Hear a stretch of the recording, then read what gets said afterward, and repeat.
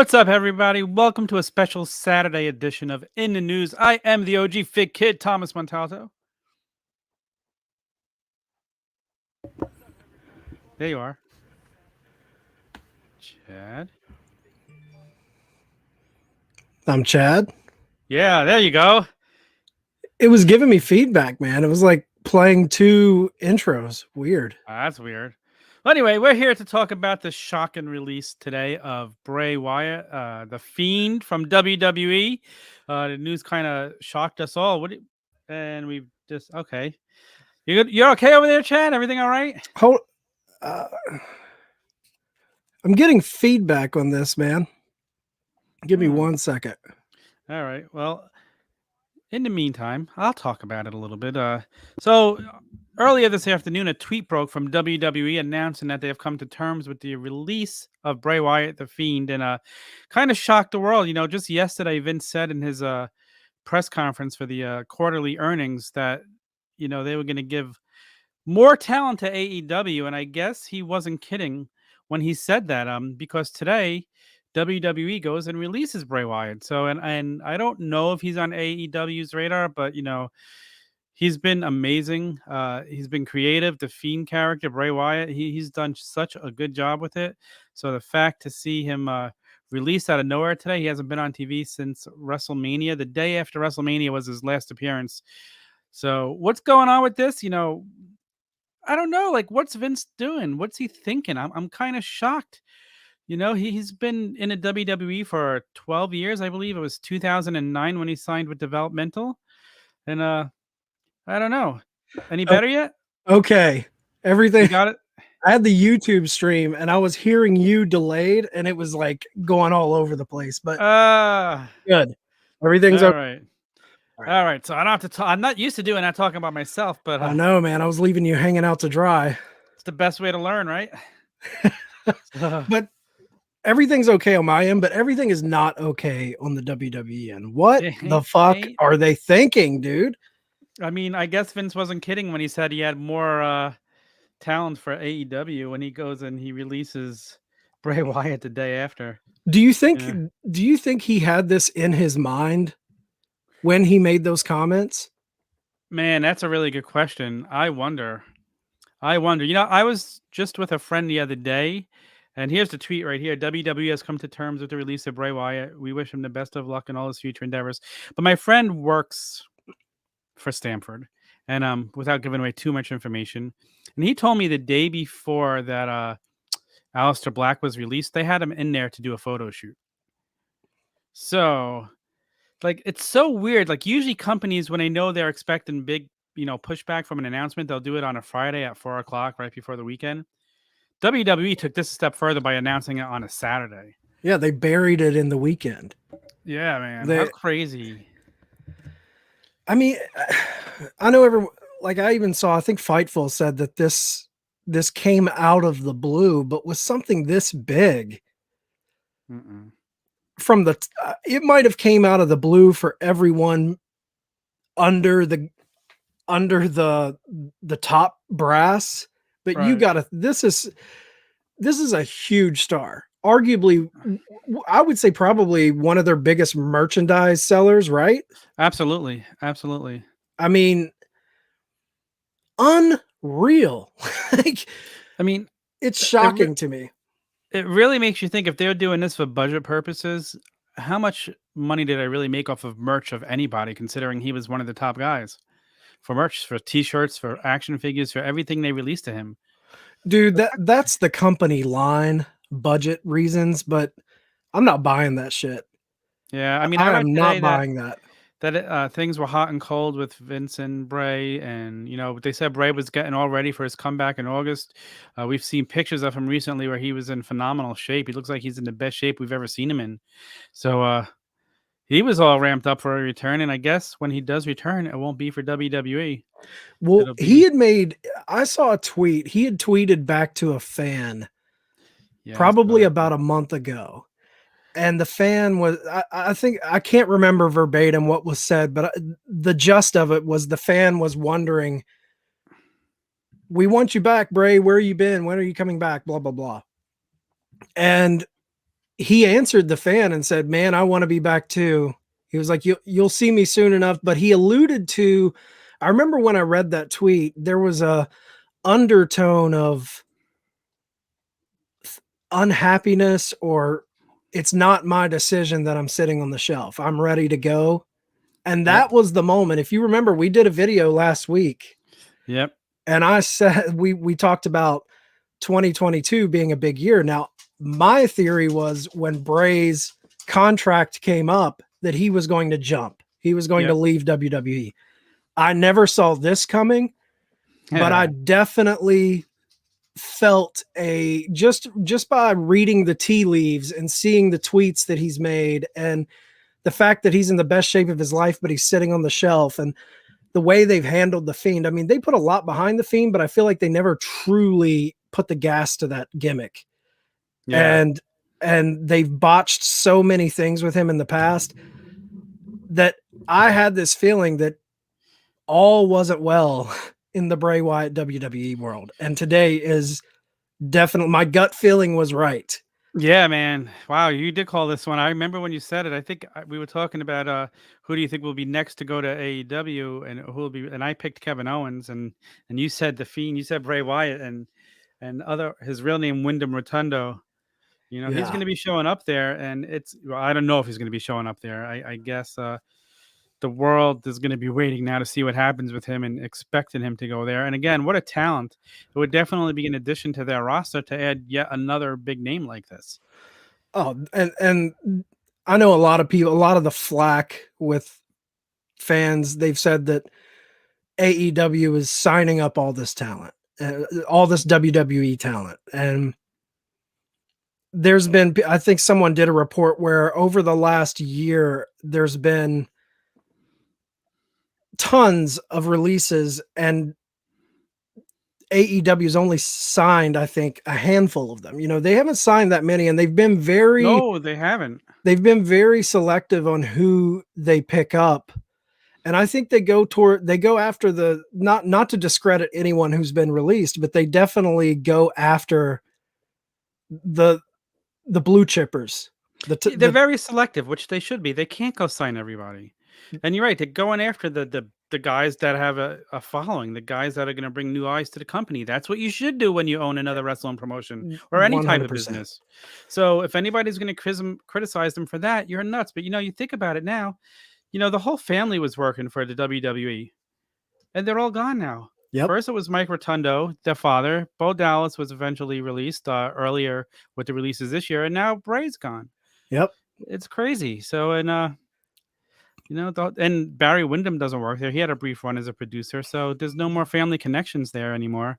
So much for loyalty, although we know Vince doesn't have loyalty. But to me, they killed the whole momentum with the Fiend when they let Goldberg come in and beat him in like no time at all. Like, I know I go on and hate about Goldberg, but you had this character who was in the middle of an awesome run, and you have the old man come in, and when nobody else could even touch him, and he comes in and beats him. Like, I know the Fiend popped up right back to his feet and just stared at him, but still, it wasn't time. Yeah, and you said he was in the middle of a phenomenal run. He was in the middle of a phenomenal dominant run. Right. This was like an unkillable character, and they have this part-timer who's over 50 come in and win the title, not just beat him in a featured match, win the title from this guy. That was the first moment where I was like, trouble in paradise. Like, that, you don't do that. You can't tell me that doesn't make Bray feel a certain way about how they feel about him. And talk about blue chippers who AEW is going to sign. If there is anyone they would go after, you look at the CM Punks, the Daniel Bryans, the Aleister Blacks, the Andrades, Bray Wyatt fits. I mean, you bring in an instant star. You bring in someone who, like Aleister Black, has a mind and a creative, his creativity is masterful. Like, we know that he's had his hands in all of his characters. And he really felt like, to me, someone that I thought he was in really tight with Vince, because he was one of the few superstars that Vince allowed to have some sort of creative ownership over his characters. Right.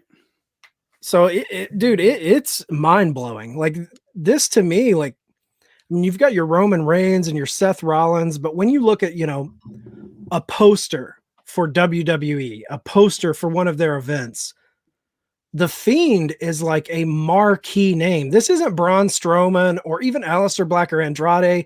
These are all guys that never really got the big push, the posters, the toys. The Bray was like one of their guys. I would say a top 5 like just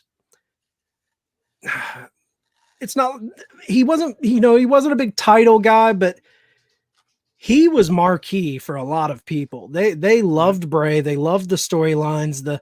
I remember when the Firefly Funhouse stuff started, everyone was like, man, he has completely reinvented himself. And for all the time and effort put into that, all the pomp and circumstance, all, the burnt fiend, the fire, the entrance, all the stuff they put into him, for them to just cut him like this with no real lead up to it. There was no back and forth in the press. There was nothing. When Sneed sent us this in the group chat today, I was working and I glanced down at it and I thought it was a bullshit, like fake Twitter thing.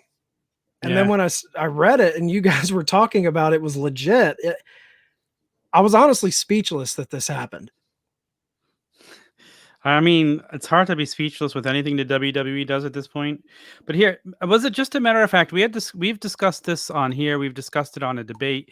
Is it just the fact that Vince doesn't want people getting too big for the company? Could that be why he buried him to Goldberg? Could this be like he realizes how popular he is and he doesn't want to have, we've talked about it, he doesn't want to have another Rock. He doesn't want people bigger than a company. And Bray was on that run where he would have been bigger than a company. He could have been doing horror movies. He could have been doing stuff with that character outside of the WWE, and Vince just had to kill it. I mean, maybe, but I don't know if it's that, because like, it's not like he was on this trajectory. Like, I feel like the booking was so botched. That's very true. When Bray first came up in NXT, he was over from the jump. Yep. But I feel like it's not like he was on this trajectory of, man, he's going to become bigger than the company. I don't know if it's that. I never felt like he was the Roman Reigns, the guy, the Cena, the Stone Cold. I never felt like he was on that trajectory. I always looked at him as more of like a, he had that supernatural vibe. He was more of the new Taker.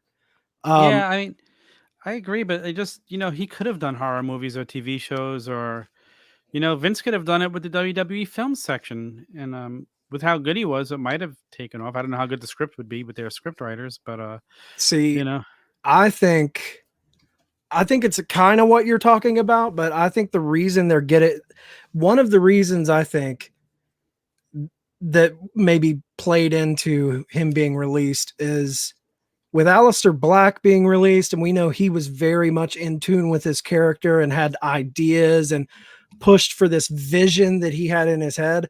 I feel like Bray is very much cut from that same mold. He has these ideas. He pushes back on things he feels doesn't work for his character. This, to me, is starting a scary trend with the WWE where it feels like they are trying to weed out those creative people who fight for their ideas and don't want to just play company ball. This feels like they're in a slow process of trying to get rid of those guys and whittle it down to company yes men who do what they're told, who don't question what the stories are, who don't buck back against writers and producers, and who just kind of give what they're given or take what they're given. I think it's something, this Nick Khan situation, man. This is a guy he doesn't care about the history these people have with the fans. He doesn't care he's not a pro wrestling mind. He doesn't see the potential of the booking. I feel like he's really looking from a entertainment standpoint, but from a very dollars and cents standpoint. And I think that's hurting. That's hurting their roster. Dude, look what they've done to the roster. I mean, Nick Khan is all about the dollars and how much of their profit is. And, I guess that's his job, but you're leaving no talent left on the roster. You just like I said, they're handing it over to AEW and other places. And as Vince said yesterday, he doesn't care. He's just going to keep handing talent over. He had to know this had to be tied to that comment yesterday. He had to know this was coming. Is he trying to show that he's just not afraid of AEW?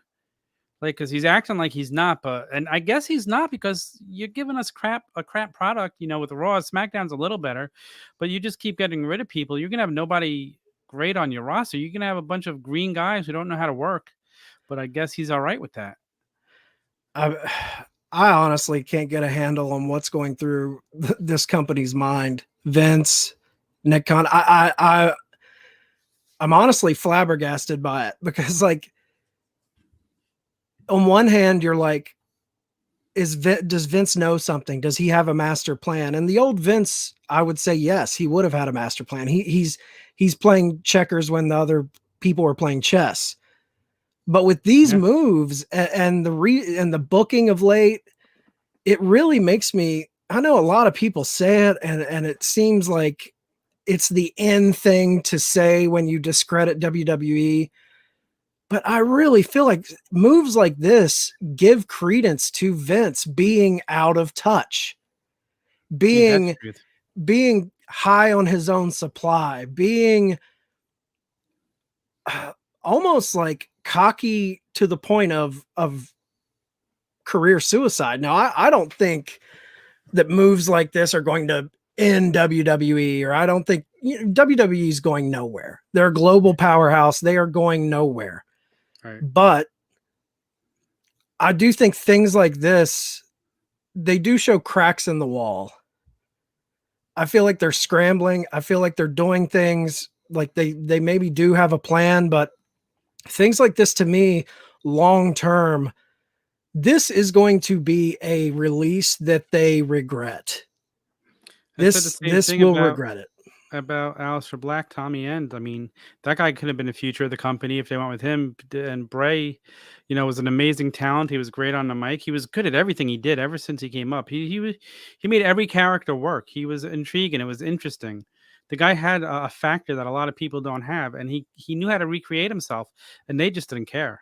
They prove it now. Like, as good as this guy was, we just didn't care. Let's look at the Mickey James tweet. She hit the nail on the head with the tweet that she sent out today after this whole thing. I think what you meant to say was, thank you so much for coming up with such an incredible gimmick time and time again. One so cool and over, we really didn't know how to book it right. So we just gave it to someone else so we can still make all the money off of it and let you go. Man, ain't she right? Ooh.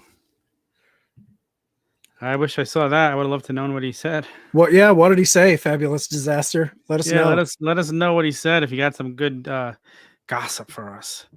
I'd be very interesting because I love to listen to him talk. His podcast that he's done with Renee since he was released were very telling, but very respectful, but very telling of what he thought of about his time in WWE, and especially since he got up to the call to the main roster. But do you find it odd, Tom, that Aleister, Bray, Undertaker's gone, Kane is gone. These are all darker characters with kind of a supernatural leaning to them. I mean, there's none of that now. Now we have a bunch of guys with names: Seth Rollins, Roman Reigns, Kevin Owens. Like, there's no larger than life. Correct me if I'm wrong. I'm trying to think. No, Maybe I'm forgetting someone. I'm gonna give you more proof behind what you say being true is how they've stripped down Karrion Kross since going to their main roster, because he kind of had that feel in NXT, and it's been stripped of him on the main roster. His entrance isn't the same, and He doesn't have that image that he had in NXT. So it feels like maybe you're right. I wouldn't want to be Alexa Bliss right now if that's the case. Unless they're depending on her to kind of carry on that Firefly Funhouse thing. I mean, yeah, and I think that's what Mickey was alluding to in her tweet, but it's just not the same. And everybody loves Alexa Bliss; she's great in the ring, but I miss her old character. This isn't. I was intrigued with this for a while, but it's not working. It's time to move on and end that already. So I guess Tommy End's live is still up. He stated that he was shocked and what a talent WWE just lost. I mean, that's a fact. We all know preaching that. to the choir. like we definitely, I think every fan right now is kind of at a loss for words. Like I'm honestly confused. Like I don't. Yeah, I just feel like they don't care. And as a fan, why should I care if you don't care? If you're not going to pay to give me, somebody who's entertaining and is great in a ring because you want to save your budget, why should I even care? Why am I going to watch? Why am I going to support you anymore? Well, yeah, that's why I've lost interest in NXT. I can't get invested in anyone because anytime I get invested, they get pulled to the main roster and misused. And now the main roster is almost turning into a bit of that with you can't get invested in anyone because you don't know if they're going to be on the next wave of cuts. Are they going to be here next week or not? And I agree with Fabulous Disaster. As a WWE fan, I feel like I'm being pushed just to watch AEW. Maybe that's what Vince wants. I mean, it sure feels that way. He's not wrong. I'm certainly glad I started to tune in and became a regular viewer because now I love it. And I look forward to Wednesdays every week. When Dynamite goes off, I can't wait for next Wednesday. Yeah. They're doing it right. It's so hard to support a company when they make moves that just feel half cocked, like they're not thinking things through. They're being reactionary and just cutting people. I mean, look at that character. That we had never seen anything like that before. No. Ever. I mean, say what you want about it. Maybe it wore itself out. Maybe it wasn't as cool as it could be for some people, but to me, the thing that made The Fiend interesting is it was totally original. Yep, I agree. It was just killed. Like they said, they killed it back with Goldberg, and it never took off again after that to the extent that it was there because they just wouldn't let it. How many times was he pulled from TV? How many times? There was month gaps for the last couple of years, months and months where we just wouldn't see him. Yeah, and that Hell in a Cell match with Seth Rollins was god awful.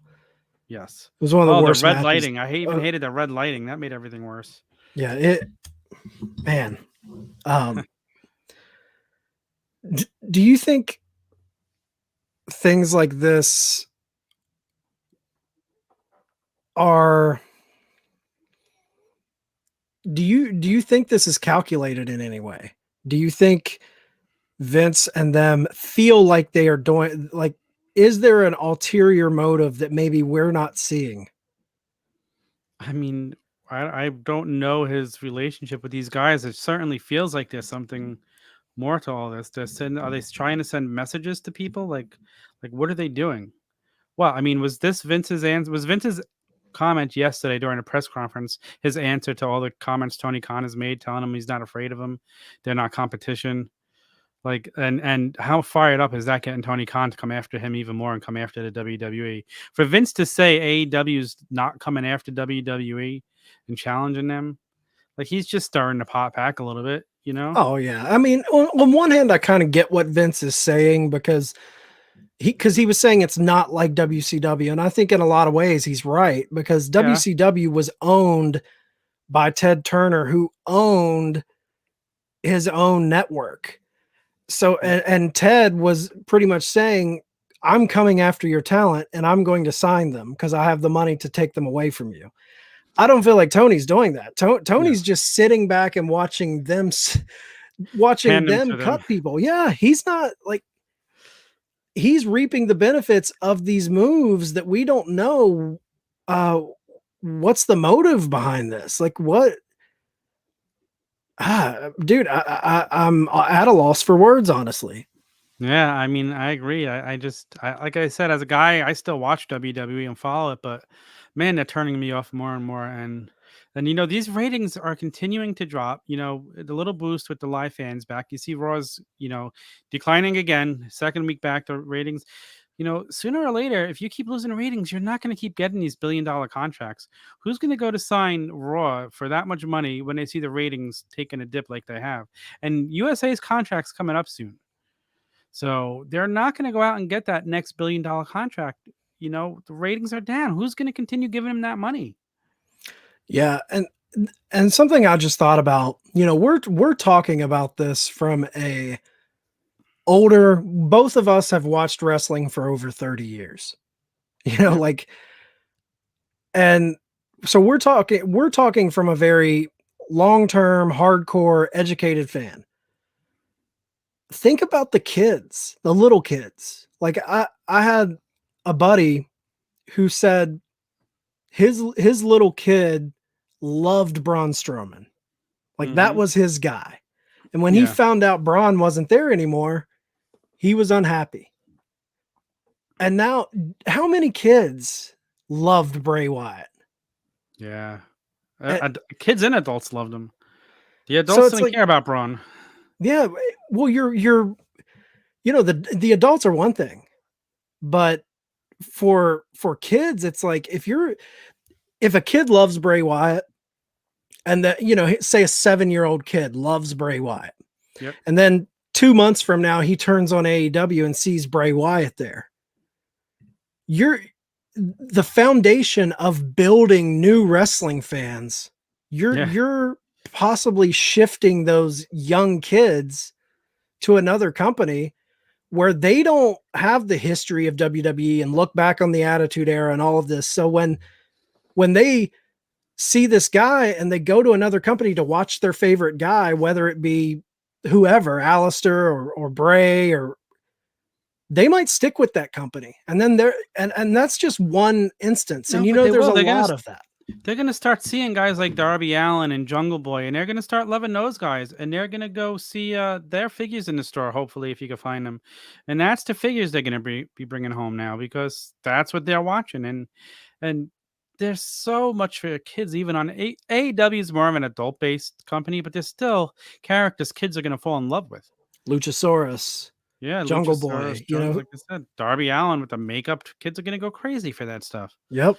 So there's so many guys. Like, they're going to like Adam Page and the cowboy gimmick. They're going to love all that stuff. Do you think Bray ends up in AEW? Man, I don't know how Tony Khan could let him go. If he's available, how do you not sign a guy that was on top of the wrestling world just within the last couple of years, is still young and can still go? How do you let that go? I think it's one of those situations where we had just talked about on a recent live stream. Awesome. Where we were like, if they get Punk and Bryan Danielson, that's all we need. We're good. And I think AEW probably feels like that too. But I'm with you, Tom.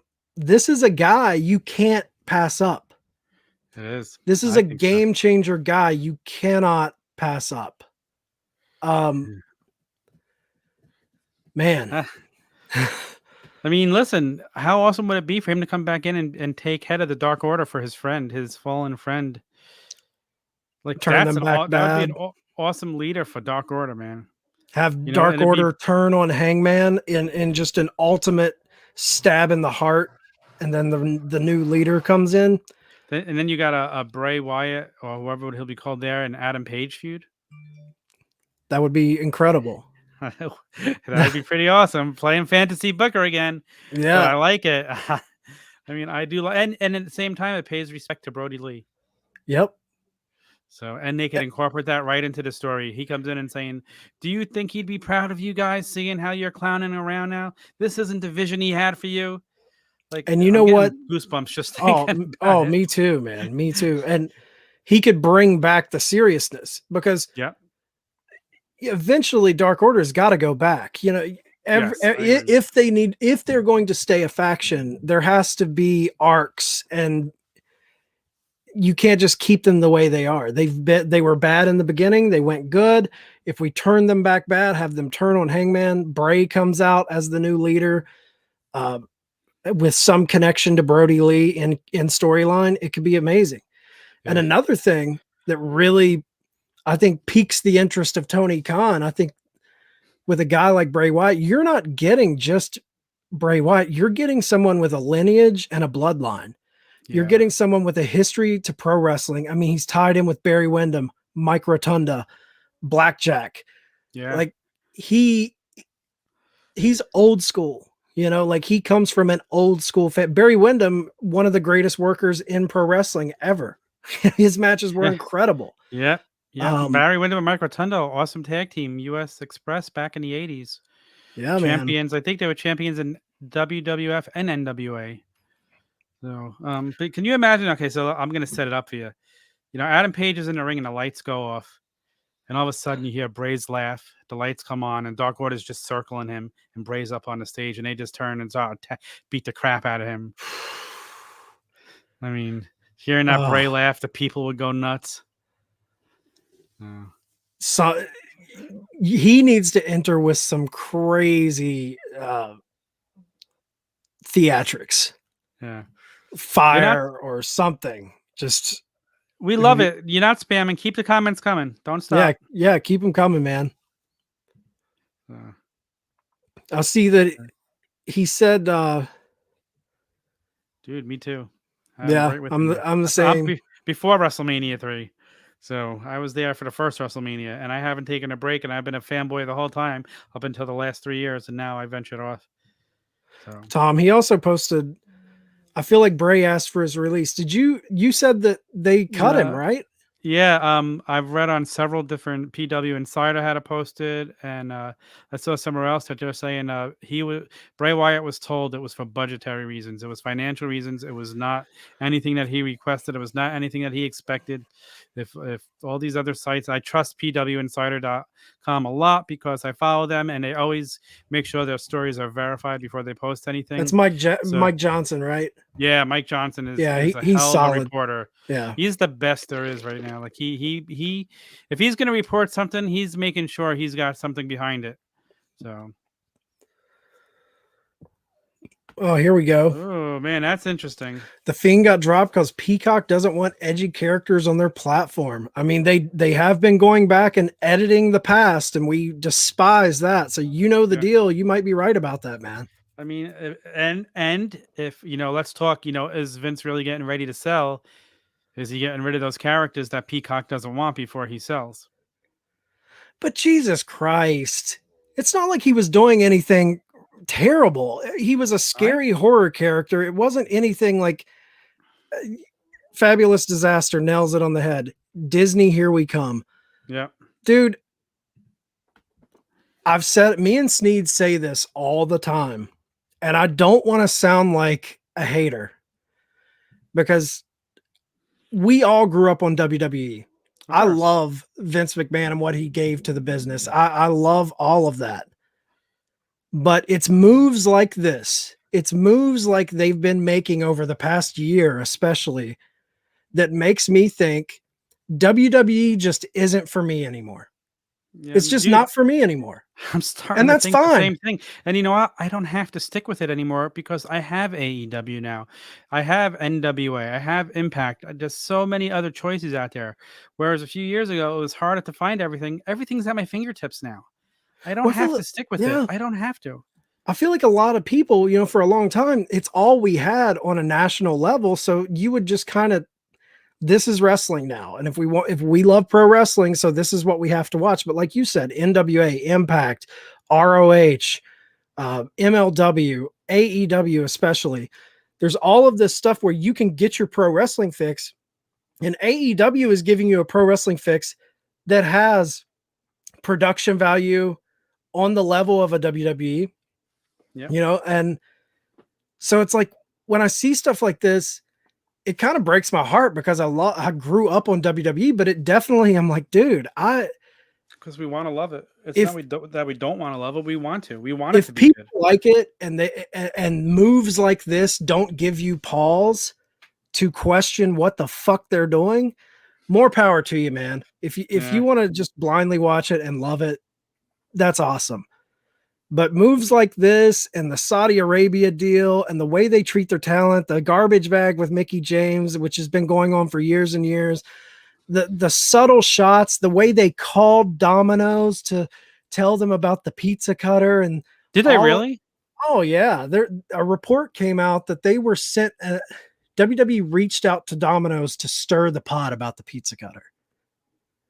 Google that after we get off here. Yeah, so that's why when all of these WWE apologists start saying AEW needs to worry about itself and not give so many shots, like when Tony Khan called them out in public, Nick Khan and all of that, and everyone was like, no, he shouldn't do that, all these WWE guys.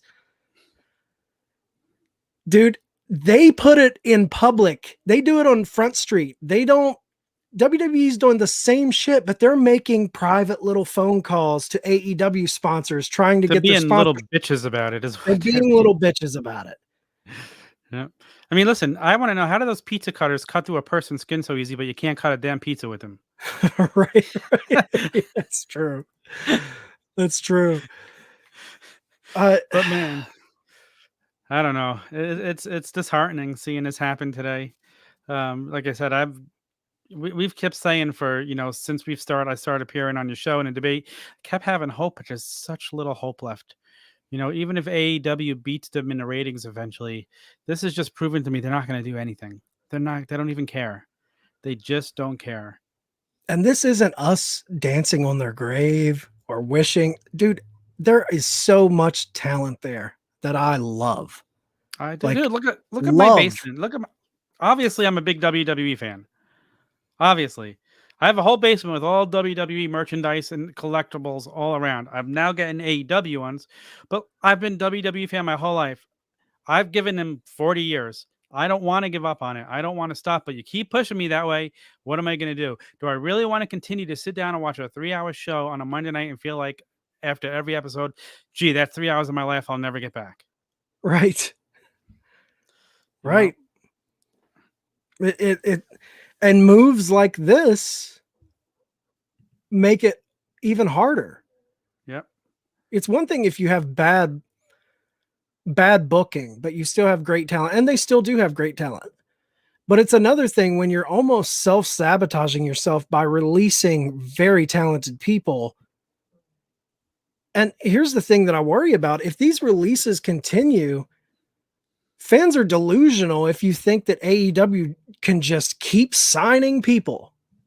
Eventually that's going to stop. And when that stops, what happens to the talent that gets released? I mean, they can go to New Japan, they can go to Impact, but as far as being on a national level, getting monster contracts, it's not like that's always going to happen. So the guy on the right is going to call the guy on the left. Yeah, I think you're right. And we'll see what happens from there. I think you're That's right. all I'm going to say. Well, I think Arn is a big fan of him too, because he knows his family. Yeah. Bray, man, what a landing spot. That if Bray Wyatt shows up on AEW, I just can't see any other company getting him. I can't see him being on Impact. Maybe I'm wrong. I mean, I can't imagine Tony Khan is going to not just scoop him up. I really can't. He knows Tony Khan is about bringing in the talent. Like I said, how many wrestlers have been released? We talked about this over the last 2 years. And if you look at the percentage of how many he actually bring in, it's very, very, very low. I think it's probably close to 100 wrestlers who have been released over the last couple of years. And you can count on one hand how many of the release guys have been brought in. I know they brought in Christian and Mark Henry and Big Show, but they weren't part of those releases. Those are veterans who are going to do more than help the on-screen product. Now we're talking about them. Yeah, if you look at the active people that are in their prime, Miro, solid pickup. Miro was a solid pickup. Yep. Andrade, solid. Yep. Aleister Black, solid. Who else? Are we missing anyone? Out of the releases, I feel like, Ty Conti, and she's done very well for herself in the women's division. Yeah. She helped bolster it, and she's great in the ring. Matt Cardona was in for 5 matches, and Now look what he's doing, and I wouldn't be shocked if he gets a call back because he's proven his worth, going out and doing it on his own. So I really think that's all the guys they've brought in out of the releases as of now. I I think can't you're think right. of. He would be silly, and I think You're right. He's a Okay, rocket. Rusev. Let's break this down for a second. Okay, Rusev, great signing. 100%. The guy's a He monster. he They're was using him a the good right way. signing, Yep. but I don't think he's a Bray level signing. No, I agree with you there. Alistair and Andrade, great signings, but to me, they were great signings of the potential, the untapped Yeah, I potential that agree. WWE never saw. Yep. It's not like they were massive superstars in WWE. Yeah, no, you're 100% correct. This is the first signing where it's like this guy is a bona fide superstar in WWE. Yes. This is the first guy they would bring over where instant merchandise sells, Yeah. instant eyes. Like he's a superstar. You can't say that Aleister Black and Andrade were must see money TV. Like we loved them because we saw the potential in what they could be. Yes. But Bray has proven it. I mean, he's one of the biggest. His action figures, his toys, his T-shirts. People love that guy. I'm with you. Fabulous Disaster. That was the first question I texted to our group today. Does this mean no Burnt Fiend figure? As much as I didn't even like the character, the figure was awesome looking, so I was hoping for that figure. I mean, yeah, I agree exactly what you said. Aleister Black and Andrade were, we saw worlds of potential, and I just loved Aleister Black. I'm excited. I was so excited to see him get the shot because he was never going to get it in WWE. So, but yeah, I mean, if I said to you yesterday, name me the top five WWE superstars in a company today, Bray Wyatt would have been on that list. Yeah, it would be Rollins, Roman. Bray, Sasha, and Charlotte. Yeah. Well, and Becky. Becky would probably be at the top. She's still the top star in our company, and we haven't seen her in a year. Yeah. She gets a chance over friggin' Seth Rollins in the middle of his promo on SmackDown. So, who's next? What are you, Goldberg? Right. Who's next? Oh man, who is next? Who is it? I'm telling you, man, you made me think about it. I really do think Vince knew yesterday this was coming today. For this to be done on a Saturday, make no mistake about it, it was a very calculated move. And when he said that, did you listen to the audio of that call, Tom, or just read the transcripts? Oh no, I just read the transcripts. Okay, well, they had the audio on Busted Open Radio, and I listened. Okay. There was a tone in his voice. There was a defiant tone in his voice where it was almost like, because I forget the exact quote of what he said, but it was essentially like, maybe we'll send them more talent. Like almost like we'll just send them more. And I feel like when he said that, it was a preemptive, veiled, wait till you fucking see what I'm going to do tomorrow. That's what it felt like to me. Look in hindsight. Yeah, I'll find the audio and see, but I don't agree that Drew is a top 5 star right now. I don't think he's quite there yet. He's probably in the top 10, but just my opinion. You might be right. Maybe you got to have Becky in there. Yeah, and I think Becky and Roman are at the top. Sasha's appearing on TV shows and movies now, and she's breaking out soon before she's released when she starts to get too big. Yeah, that's all just chatter right now. We don't know what the truth is there. Wouldn't be surprised. I mean, at this point, is Vince going to open his checkbook to her, or is he just not care? He's kind of proven she's getting up there too, man. She's older than what you think she is. I think she's like 37, 38 years old. It's not old. No, in wrestling years, yeah. So, I mean, well, I shouldn't say that. Just Charlotte isn't a 29-year-old anymore, I should say. Yeah. So from a Nick Khan dollars and cents thing, I wouldn't put it past them when her contract comes up. And if she's offered a chunk of money somewhere else, especially when her fiance works at that somewhere else. and she's hearing what it's like backstage, and she talks to her friends that are over there. Why wouldn't you want to go there? I agree completely. I don't want to make it sound like I'm hating on Charlotte because I think Charlotte is the best in the world. I think she is the best female talent. She's arguably in the top 10, top 15 best wrestlers in the world. She's great. I think a lot of people discredit and hate on her because of her ties to, the Flair family and all of that. But I think Charlotte is one of the all-time greats. Yeah, I mean, in the ring, she's phenomenal. The fact that I can't stand her, I think, is just to how well she plays that character. Is what it comes down to. She's playing it that arrogant way. So, I mean, I think that just means she does her job. So, and like I said, and her matches are unbelievable. I'm not the biggest Charlotte fan, but because of how she acts, which is you're not supposed to be a fan. She doesn't want you to be her fan. But damn, I'll watch every one of her matches. Oh yeah. So do you think okay, we think that Vince and them knew about this. Obviously, they had to. There had to be planning. It's not just a hey, let's get rid of Bray. Yeah. What about Bray? Did this hit him out of the blue, or do you think this is something that dude, I'll be honest with you. The first thing I thought is we've all read the rumors. I don't know how true they are, so I don't know of him having issues with his health, his mental health. And the first thing I worried about, man, is I hope this doesn't hit him hard, or is he used to it being in this business and seeing his family go through it? Because you don't want to see people dealing with shit like this. So hopefully it didn't hit him hard, and he's like, all right. I'm a free agent. I can go to be what I want to be somewhere else. I don't have to stick around here and feel like I'm in this prison anymore. So being at their mercy.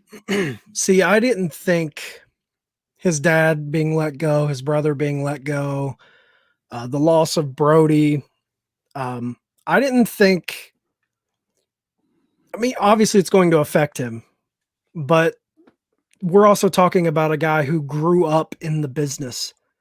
He knows 1 minute you're there, 1 minute you're working for another company. I don't think that affected him. Like, man, they got fired. I'm down. I don't think I can continue. I think the Rotundas, man, are strong, wrestling pedigreed. They're a royal family within wrestling. Yep. You've got the Samoan dynasty. You've got the Von Erichs, you've got all of these the Harts, all of these families that are royal. I mean, the Rotundas, there's a lineage there. The Wyndham Rotundas. Yeah. So it's like, I don't think he was down about that, but I do think he was disgruntled and probably felt defeated with just the start-stop of him. They never, I think he was tired of the way they were handling him and being constantly put on the shelf. I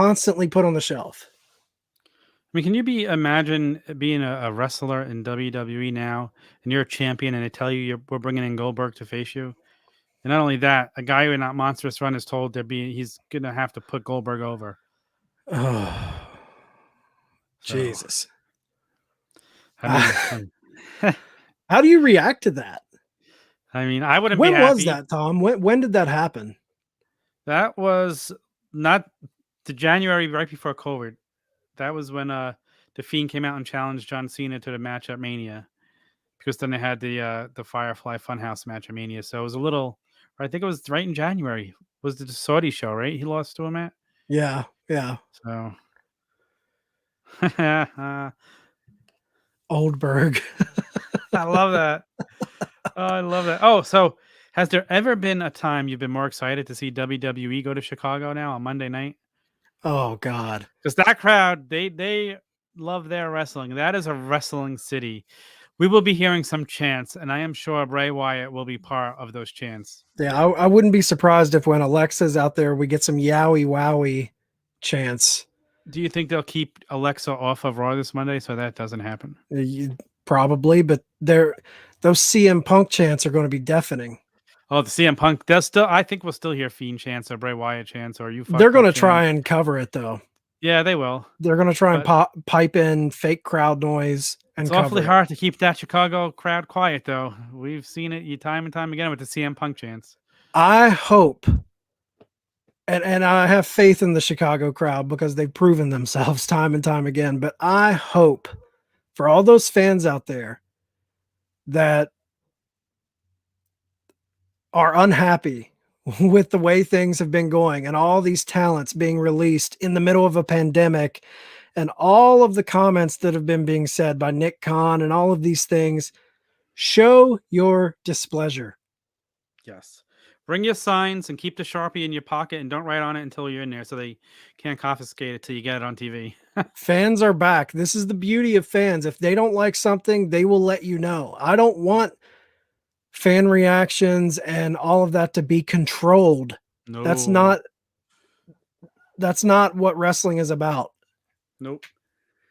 We'll see. And they've been thriving off that Thunderdome because they've been able to control the narrative, and now they can't. So this is the chance for fans to speak up.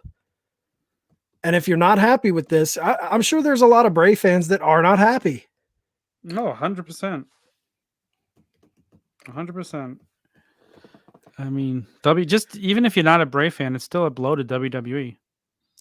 One of their top guys. I mean, they just don't care. They don't care about the fans. They're just out to do whatever they're doing, and that's it. And if you don't care about us, why should we care about you? Yeah. No. All right. I guess that wraps it up. Anything else to say before we go? No, I'm just honestly shocked. Well, one thing before we go, do you think he has a 90-day non-compete? I don't know. The way that tweet was worded, let me go back to the tweet. That it wasn't worded the way the other ones are worded. It didn't sound like a typical release. No, it didn't. It's they came to where is it? Came to terms. Yeah, came to terms. Sounds like they negotiated. They spoke with him, and he's wasn't happy about it. And I wouldn't be surprised if he didn't have a 90-day no compete clause, or a shorter one, maybe like a 30-day. Yeah, like is that something to see? Is that something that he would have? I mean, at the end of the day, negotiating a firing, like how much say can he have? But let's put it this way: what's another 90 days going to do? He's already been off TV since the beginning of April. Right. And I would like if he does show up somewhere else, like an AEW, I would kind of like it if they did wait a minute. Yeah. Okay. Let's put our fantasy booker hat on real quick. All right. If he does get out of that 90-day or whatever this come to terms situation was with him in WWE, everyone's thinking Daniel Bryan for Arthur Ashe.